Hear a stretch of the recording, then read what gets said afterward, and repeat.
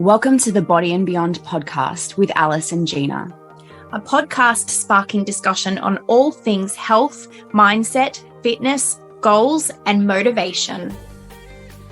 We strive to help you to boost your confidence, to take the lead in your own life, to back yourself, and to step into your full potential.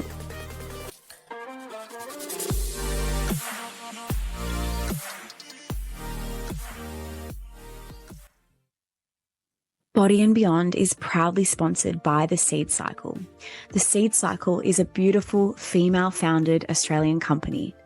Seed cycling is a natural methodology that you can use to support your menstruation and your ovulation, and it can even be used to support your hormones through perimenopause and menopause. Use the code BODY and BEYOND at the Seed Cycle website www.theseedcycle.com.au. Welcome to the Body and Beyond podcast. We are up to episode 36 today, and we have the delightful Ante Strika with us today, and he is an author and TEDx speaker.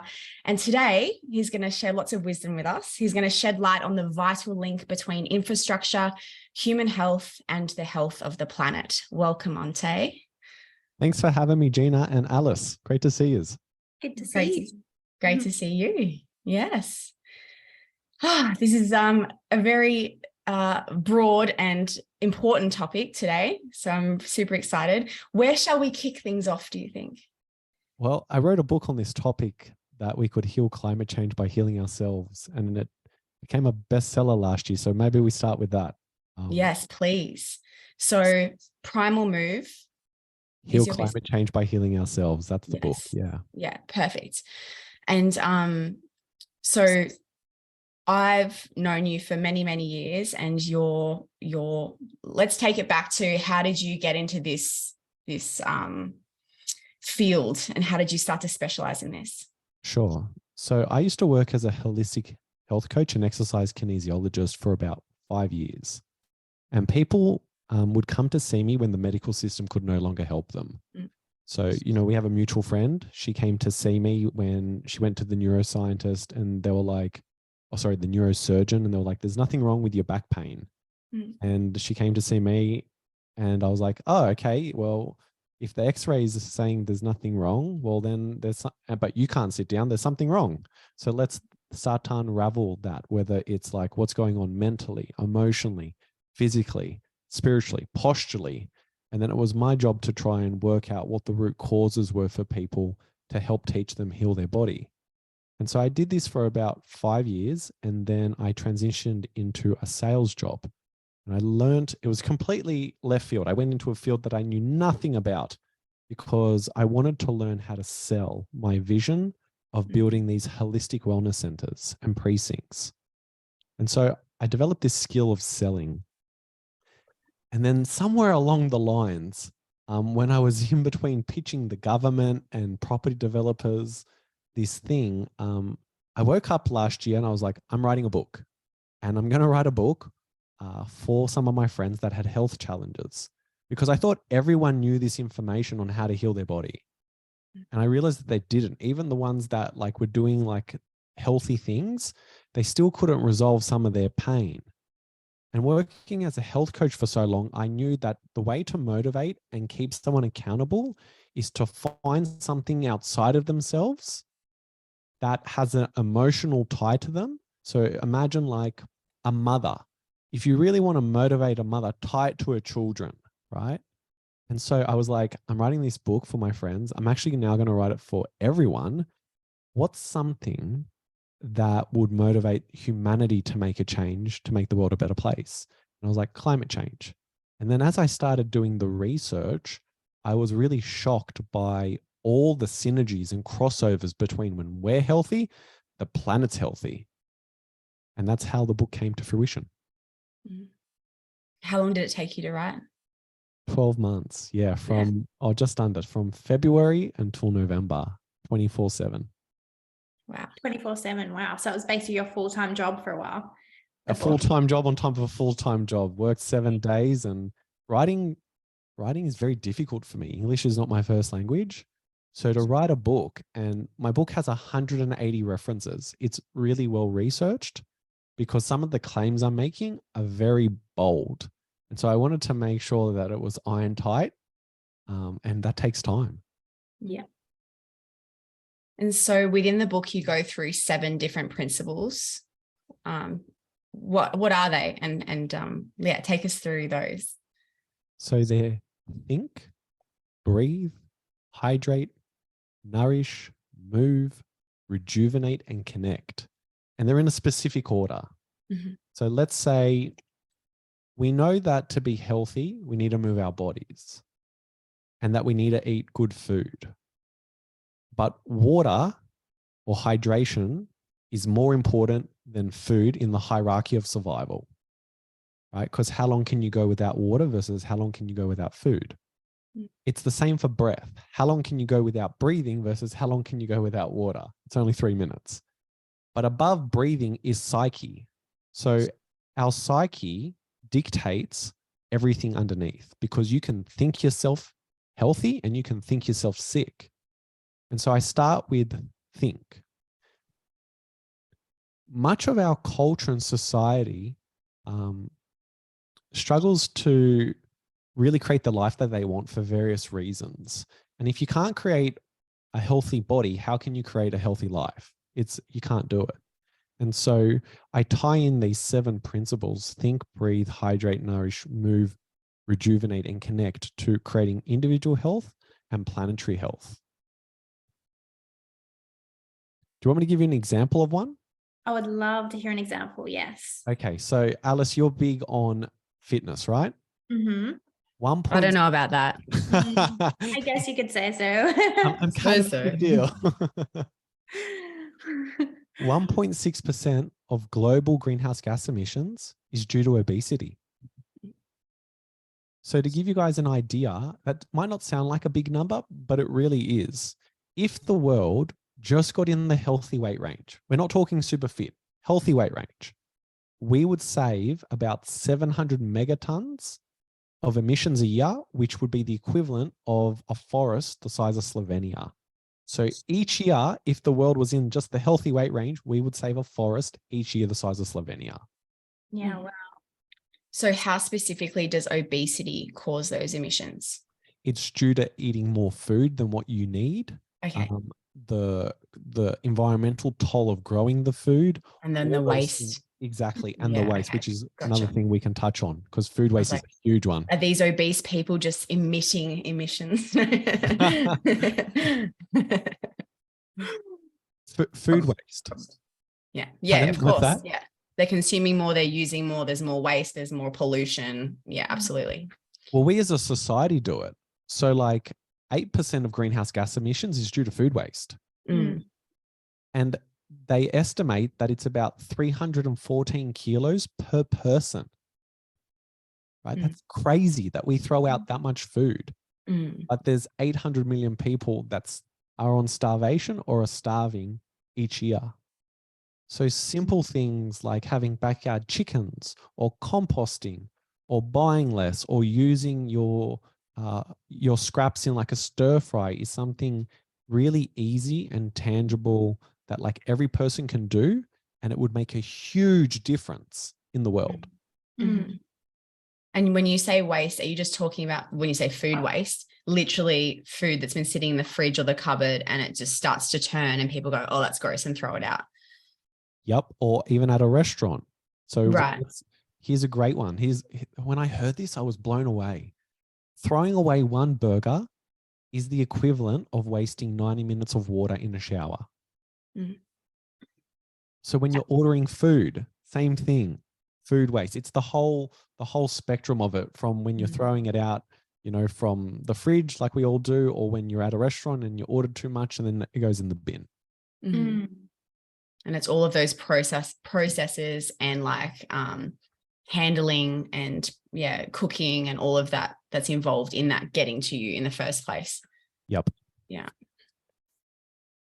It's a scary point of view to put it at, right? But I wonder, like with your book, whether you explain, I'm sure you do, but I guess where to go to from there. Do you know what I mean? Like, it's a huge amount of information to share with people, but in a sense it's almost overwhelming, because for me, obviously, I know a lot about how society is going through this obesity issue at the moment, and just seeing what's ahead of us and seeing how much goes into making this change, right? Like, there are so many factors that come into it. It's like, where do you start? Like, what do you do about this? I completely agree. And in the book, in each chapter, I wrote like, what are the key simple things each person can do in each topic? So think, what are the 2 or 3 things? And I don't expect people to implement everything. If collectively, because that's the way I see it, if collectively we all did our 1%, what's the compounding effect of that for not only ourselves, but for everyone else? It's huge. It's ginormous, because most people think that it's about, if I don't buy a Tesla and don't have solar, well, then there's nothing I can do. But like obesity, food waste, things like plastic, these things have a greater impact, in my opinion, because they're more tangible for your average person to do at any age. It's so important, hey, to break it down. And like you said, know what are those key simple things that each individual could do. Because it's almost, we mentioned it on a recent podcast as well, but even Dr. Yvonne Burkhart, who's the toxicologist who was on our podcast, it can be quite a similar thing when it comes to removing toxins and toxic load and endocrine disruptors and that kind of thing. A lot of the general population go, oh, either that's rubbish or everything's toxic, so I'm not going to do anything. So I think it's very similar, where people can just push it aside or go, it's all too hard, or I don't want to make any changes, and so they just do nothing. So I can see that this as well would be so powerful, to just choose those 1 or 2 key things and start to make those gradual changes. Yep, it's like a menu. They can pick what they want. And it really, in my opinion, like in my introduction, I write that it doesn't matter whether you believe in climate change or you don't.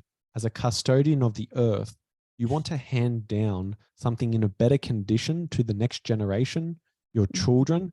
You don't want to hand it down in a worse condition. And what we're doing is we're handing it down in a worse condition. It's a good way to put it. Do you have any other examples? Yeah. So one that's really contentious is fluoride in the water. So as a health coach, I would teach people to filter their water, because the water has lots of heavy metals, lots of other things that aren't great for us that affect our endocrine system. And for people listening that don't know what your endocrine system, it's your glands and your hormones.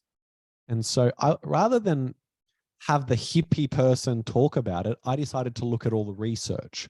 What does the research actually say on fluoride in our water supply? And I went to Harvard, and Harvard did this paper, and it blew my mind.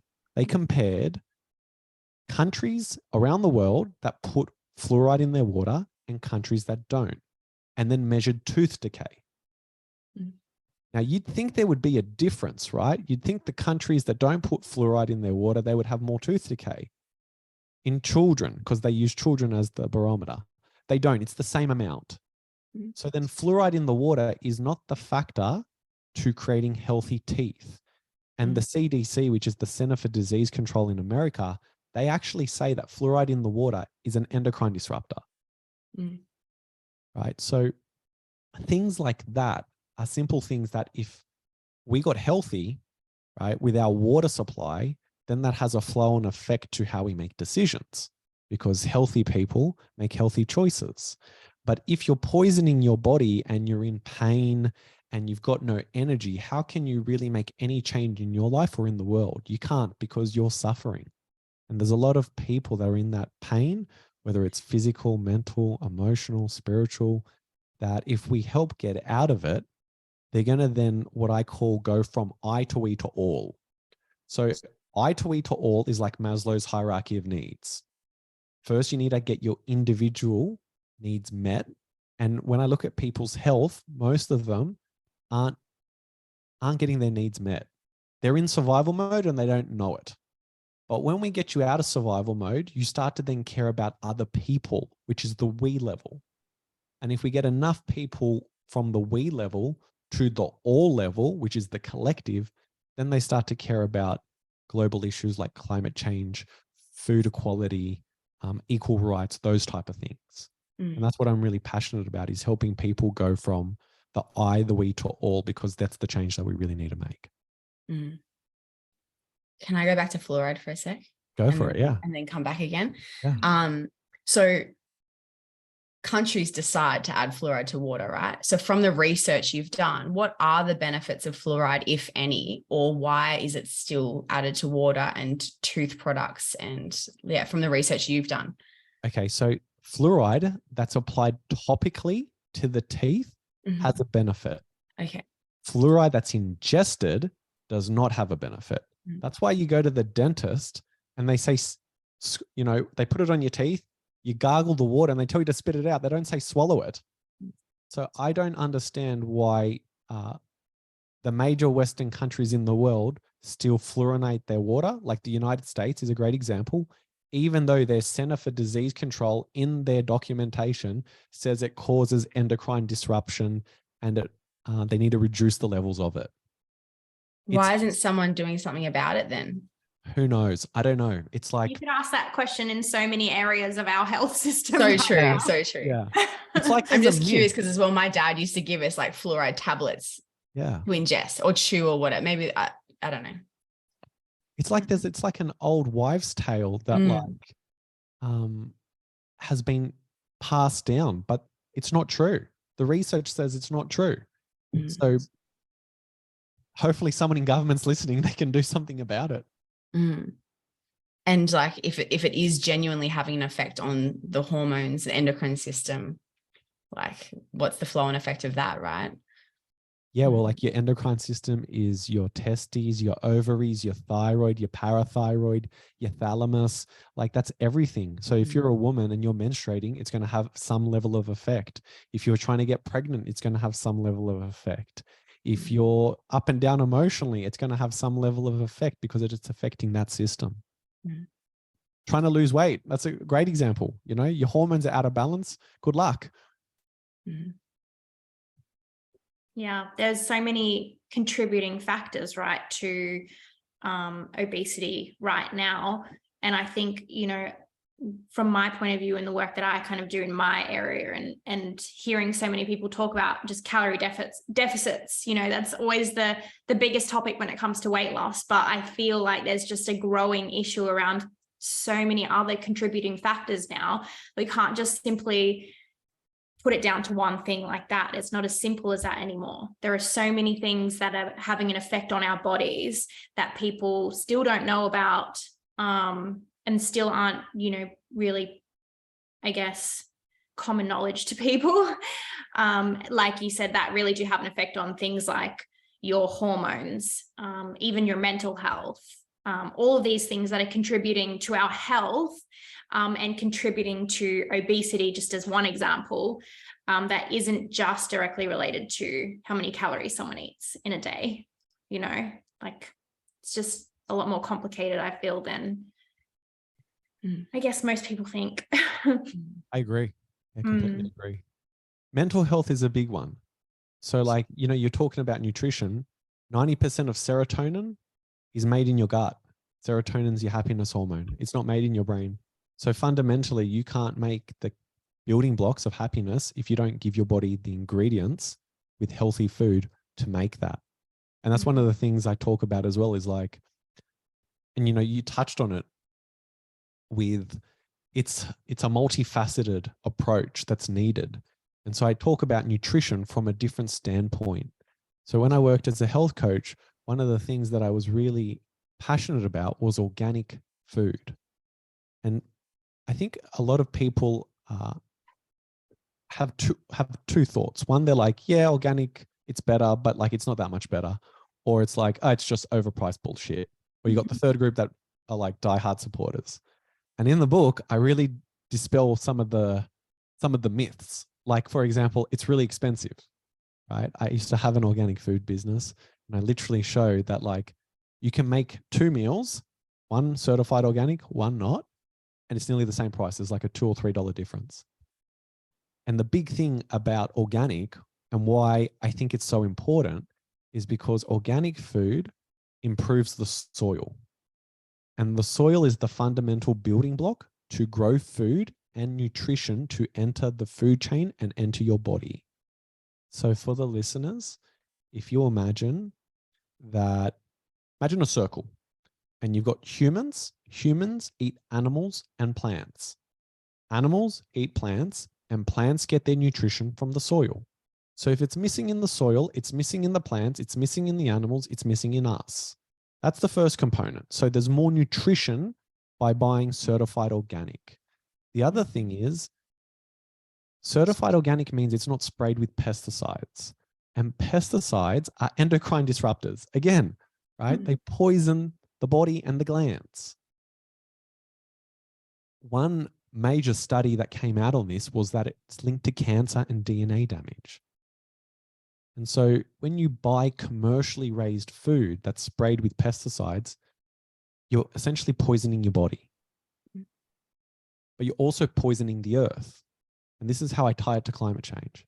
40% of insect species are threatened with extinction due to agricultural practices such as pesticides. So if we lose 40% of the bees, 40% of the butterflies, 40% of the grasshoppers, our whole food chain is at risk because of our individual decisions. And by choosing to buy certified organic or biodynamic, we're supporting the planet, but we're also supporting our health.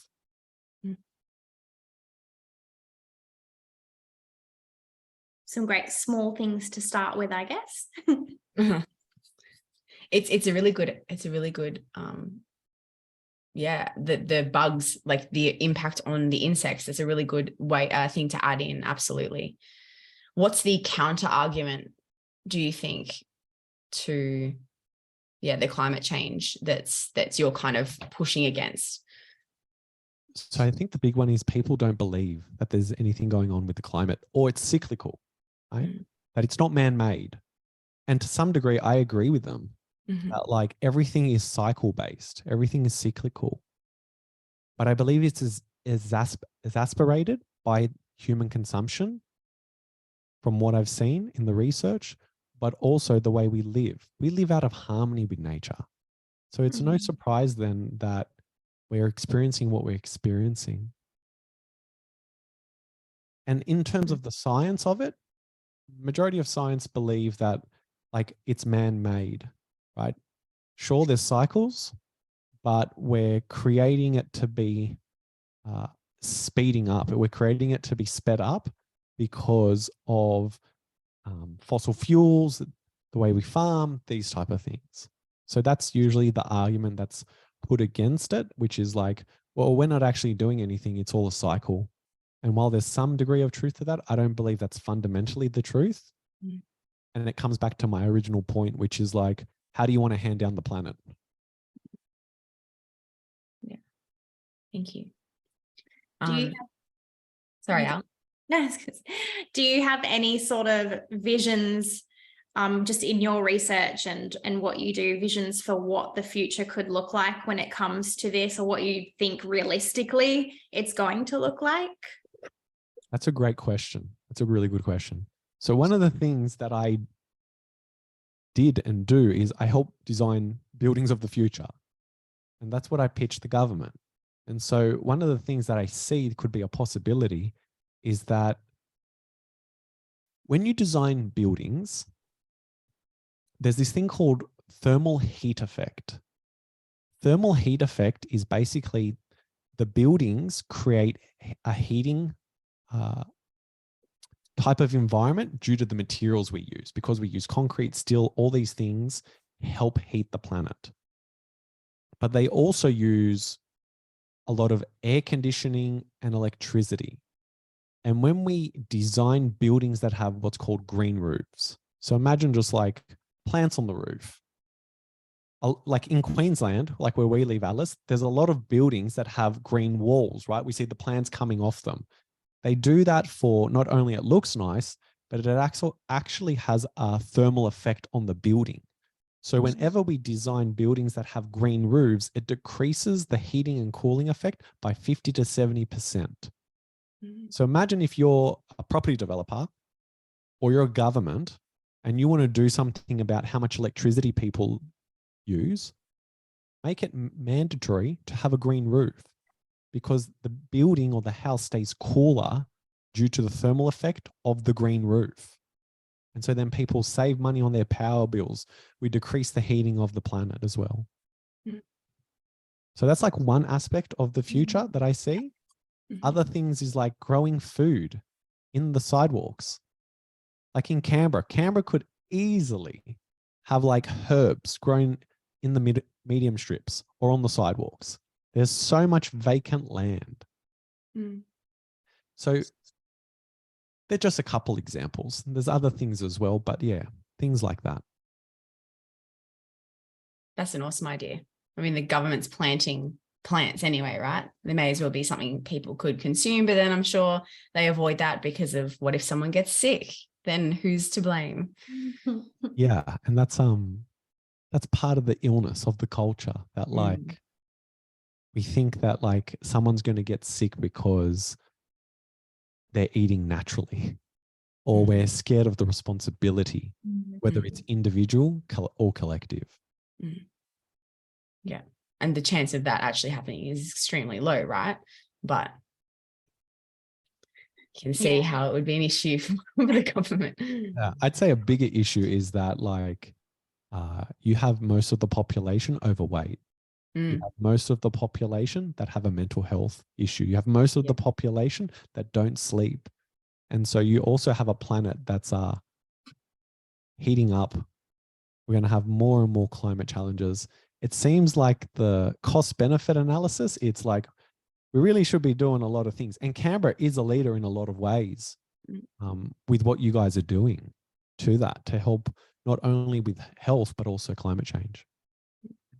I just don't feel like, this is probably going to sound really negative, but I just don't feel like that's their real worry, is to try and get people healthier. I don't, from just looking at the things that are in our environment that aren't changed, or, that it gives you a little bit of a negative sort of insight to, or I guess, outlook on what, like Gina said, like what her comment earlier, like why if they know that, why don't they change it? And it's like there's that question with so many things in our world today, and you just have to wonder, like, if that was really the case and the governments were really wanting to, as that a priority to get people healthier, like it just doesn't seem that way. I know what you're saying. I used to think the same way, and then I realized they actually don't know. The people that make the decisions don't know the information, because when I spoke to the government about the building that I designed, they couldn't believe some of the things that I had put together. And I'm not an architect, but because I'll tell you a different story. When I designed this holistic center, I went to 3 architects in Australia to design the building. None of them would design the building because there was no site yet. So what I had to do was go on Upwork, and I put up a job, and I found a student in Bulgaria who would design this building. And he designed something so futuristic that Stocklands and the ACT government and all these people then took notice. But it literally took someone outside of the system to create something. So sometimes the people are too in it to really see it. It's like, sometimes doctors don't get the latest information because they're so busy treating patients. This is true. So I think it's a combination of that and what you spoke to, where like maybe there is some malicious intent, because then they control the people. You don't know. All I know is I can empower one person, one family, and that has a flow-on effect. That's something I can control. I can't control unless I get in front of the government and I tell them about the book. Well, that's it, right? Education is key. And for those who are aware to be able to share that with people, I think that's where we start, right? So yeah. Very cool. So we've moved through think, breathe, hydrate, nourish, and now we're on to move. Move. Okay. So I touched on it at the start, you know, with the 1.6%. And what I really like, for me, exercise is enjoyable, but I know for a lot of people, it's not. It's hard work. It's a chore. And so I really try and talk about that, like find the thing that suits you and move. That's the key thing. Move your body. And I recommend you do 5 days a week. You do various things. And fundamentally, I broke it down into like, there were fundamental archetypes that I believe every human ought to be able to do to be healthy. And they are, you got to be able to squat because your ancestors rested in a squat. That's how they functioned. So being able to squat, you got to be able to bend and pick up things. That would be like a deadlift. You got to be able to pull things. You got to be able to push. You got to be able to twist. Yeah. So a twist might be a wood chop. A push could be a push up. A pull could be a pull up. And then gait. You got to be able to run, walk, and sprint. And then the final one is hang. Hanging is essential to deloading the back, especially when we do lots of sitting. So these are my fundamental primal principles that I adapted from one of my mentors, Paul Chek. And he basically copied them from someone else. And so just standing on the shoulders of giants. And I think if people could do those movements in whatever feels good for them, whether it's yoga, whether it's Pilates, whether it's weights, whether it's whatever, it's usually a combination of different things that create a healthy body, in my opinion. So that would be move for me. Yeah, love it. Agree. Yeah, you guys probably better qualified, you know, to speak about the move and what people should do than me. I think you summed it up really well. Yeah. I was just thinking in my head about how even between those principles, because you mentioned at the start, some people not enjoying it.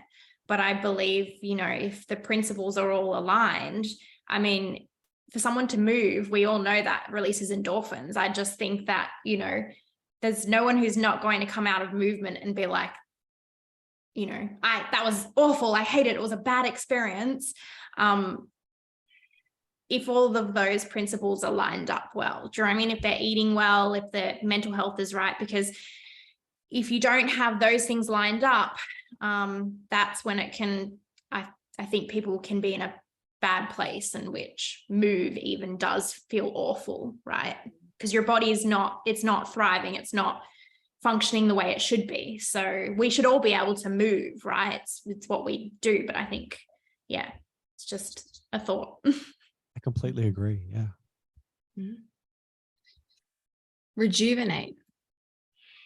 Rejuvenate. Sleep. It's free. It rejuvenates the body. Doesn't cost you anything. And in the book, I show this study that, how would I say it?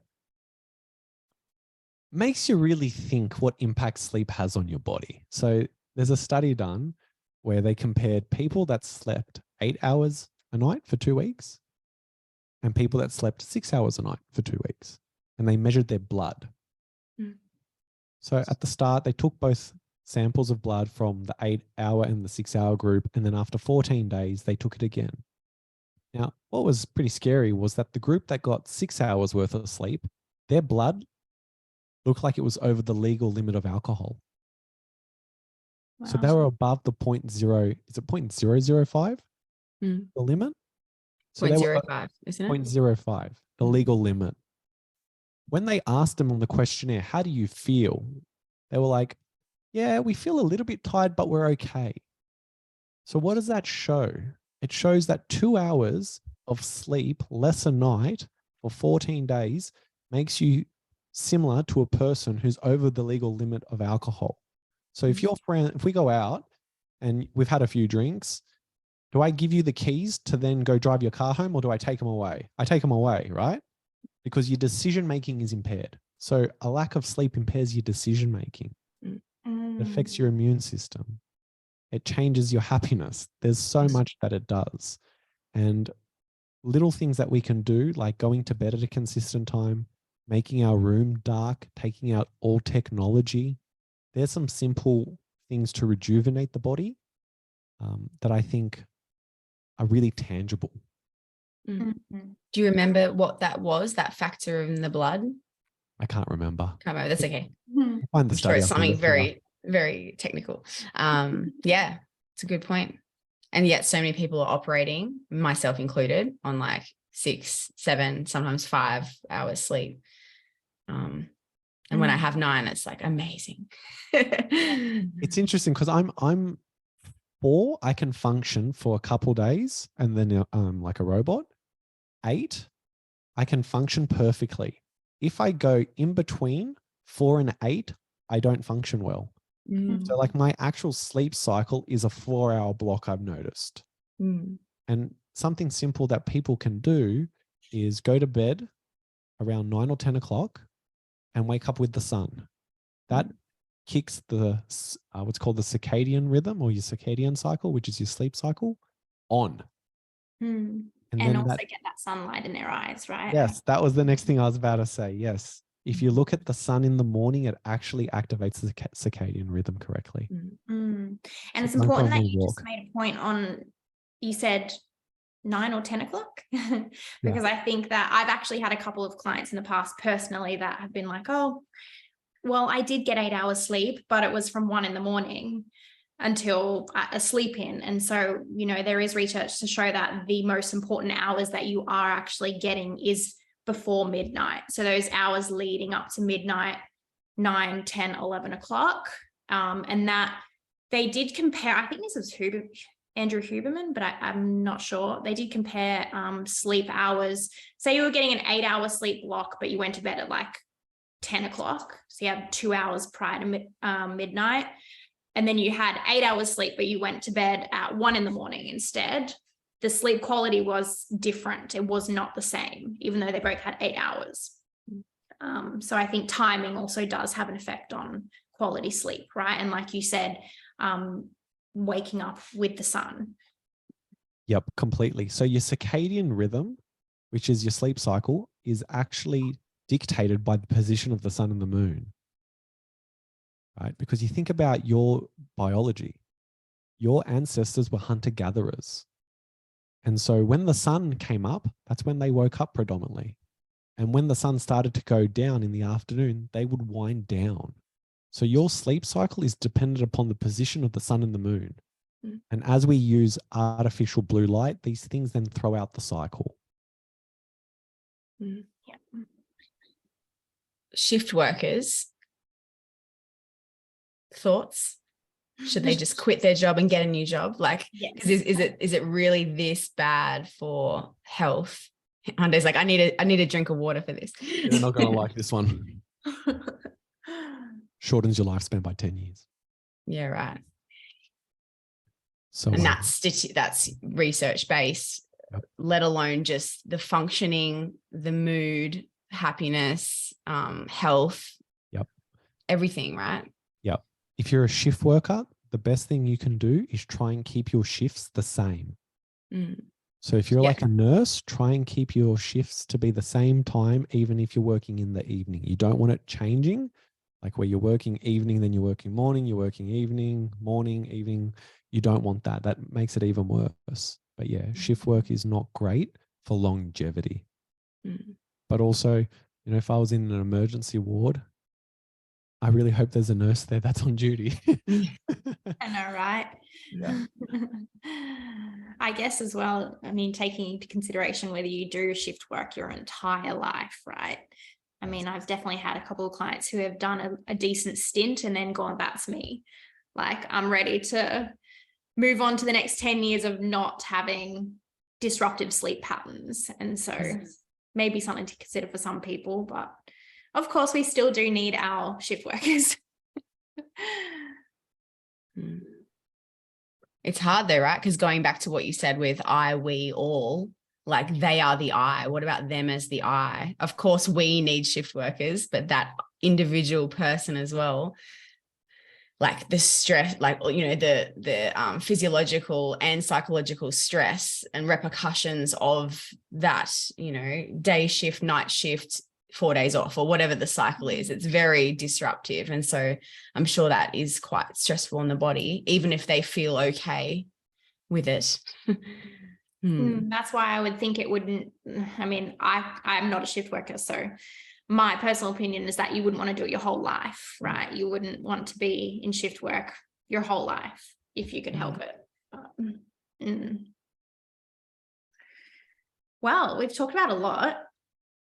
Is there that 10-year comment though, Ante, was that based on like a whole career of shift work, that research? Do you remember? Or, you know, someone does it for a year, they're not going to lose 10 years off their life, right? It's more that is it the longer span of that? The longevity, I'm pretty sure. I'll try and I'll find the study and send it to you. But that'd be cool. I remember when I was doing the health coaching stuff that like he really touched on it. And I'm pretty sure it's over the lifetime. You know, if you're doing shift work over like 40 years and then, you know, you cut off 10 years of your lifespan because of it. If you're doing it for maybe, like if you're in your 20s, let's be honest, I've gone night clubbing a lot in my 20s. And, you know, I don't think I cut off many years of my life as a result. You're pretty resilient in your 20s. I think it's when you get older later in life that like, you know, I mean, I'm mid 30s now. And if I go past 12 o'clock, I'm like a zombie the next day. Yeah, I'll find the study. Cool. We have one final step in the 7 principles, or one final principle rather. It's connect. Connect. Okay. So in connect, I talk about 2 things. Number one is that like we're a social species, but many of us, I think when I looked at the Australian data, I think it was like 1 in 2 people feel lonely each week in Australia. We lack social connections. We lack enough social connections. And I know personally firsthand, I made a real conscious decision this year to have more social connections on a regular basis. And so I started doing this thing with a group of friends on the Gold Coast, which is called Steaks and Sunset. And every week on a Friday, which can't wait for this afternoon because it's Friday today, we're going to catch up, we're going to cook some steaks, and we're going to be social with each other. And we do this every week. And as a result, my happiness has gone through the roof. So in the book, I talk about that the first thing in connect is who are you connecting with and how often? Because we don't get enough. The next thing is technology and our connection to technology. And I really talk about that, like your cell phone, your laptop, these things are not harmonious with nature. I love them, fantastic, but we need to design things that are better for the human body. So for example, cell phones linked to brain cancer. Heaps of research on that. You want to hear something that's really scary? We talk about, you know, your endocrine system. And if people want children, if you're a young man listening to this, or if you've got a husband or a boyfriend, tell them to take the phone out of their pocket. Wi-Fi affects one gland, right? So it doesn't affect your heart, doesn't affect your brain from the research. It affects one gland. Doesn't affect your ovaries. It affects your testes, right? So men, don't carry your phone in your pocket. And if you do, put it on airplane mode. Is that Wi-Fi like in a house or an office as well? Everywhere. Yeah, right. And I did not know that. So think about, you know, I live in an apartment. I'm getting everyone's Wi-Fi. Yeah, getting irradiated by everyone's Wi-Fi. So I talk about it from like the I-we level. If we make individual choices, like I have things that protect my body that are on my phone. I have a timer on my Wi-Fi that turns it off in the evenings and turns it back on so it doesn't disrupt my sleep. There's little things like that. And then for the collective, it's like the people of the future need to be thinking about the telecommunications towers and how we can build technology that's more harmonious with nature. Because what we've currently got it allows for connection, but it doesn't create health. So the radio frequency that's created by the radio towers and everything has been shown to affect bees' ability to pollinate and forage. Now, this might sound not that big of a deal, but 80% of the crops that we eat are pollinated by bees. So if, as we go into 5G, we start really impacting the bees' ability to pollinate, we're cutting off our food supply. So that's how I really try and tie it all together, that your individual choice really has a flow-on effect. Imagine if everyone had a timer on their Wi-Fi that turned it off in the evening when they're not using it. They'd sleep better. If everyone had something to protect their health when they got their phone on them, they'd live longer. Things like that. That's the connection component. Yeah, awesome. Thank you, Ante. Well, we have had a beautiful, 40-minute podcast. So love it. Thank you so much for joining us today. How would our listeners find you? So if they're interested in reading the book, if they just type into Amazon Primal Move, PRIMAL MOVE, Heal Climate Change by Healing Ourselves. You can buy it everywhere around the world.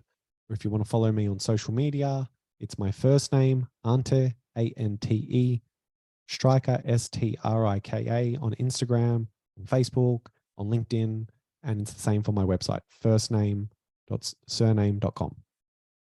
Awesome. Thank you. Thanks for joining us. Yeah. Thanks for having me. It's been a pleasure. No worries, guys. Well, if you enjoyed today's podcast, take a screenshot, share it with your friends so that we can build our Body and Beyond community. We're coming up to 40. Not far off, Gina. We are. Yes. Exciting. So yeah, thanks guys for listening in, and we'll catch you in the next episode. Thanks, guys. See you then.